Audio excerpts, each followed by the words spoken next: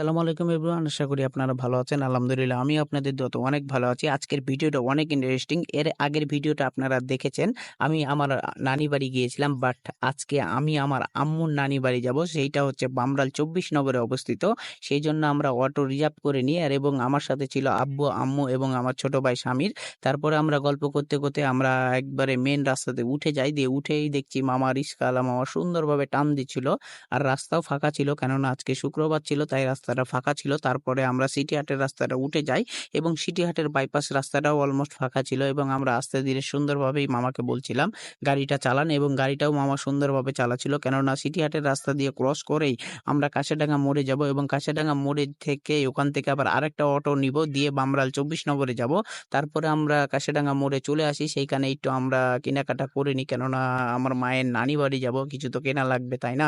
সেইজন্য আমরা একটু মিষ্টি ফল-ফলাদি কিনে নিই। তারপরে কেনাকাটা শেষ। এইবার আমরা অটোটা রিজার্ভ করে নিয়ে সুন্দরভাবে উঠে যাই এবং উঠে আমরা অটোতে বসে যাই এবং আমার পাশে ছিল আমার ছোট ভাই শামির এবং আমার আম্মু ছিল এবং আমার আব্বু ছিল। তারপরে সুন্দরভাবে অটোটা ছেড়ে দেয় এবং আব্বু এদিকে রিঅ্যাকশনটা ভালোই দিচ্ছিল এবং অ্যাটিটিউডটা ভালোই লিচ্ছিল। তারপরে প্রকৃতিকটা সুন্দর দেখে লাগছিল আর ওইদিকে দেখছি একটা ইটের ভাটা। ইটের ভাটাটা অনেক সুন্দর লাগছিল।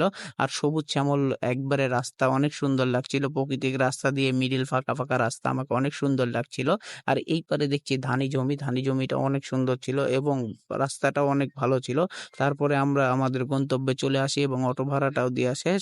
এবার আমরা চলে আসলাম আমার মায়ের নানি বাড়িতে। মায়ের নানি বাড়িটা হলো মাটির। এইটাই হচ্ছে আমার মায়ের নানি বাড়ি। আশা করি এই ভিডিওটা আপনাদেরকে ভালো লাগবে। দেখা হচ্ছে নেক্সট ভিডিওতে। সবাই ভালো থাকবেন, সুস্থ থাকবেন। আসসালামু আলাইকুম। আল্লাহ হাফেজ।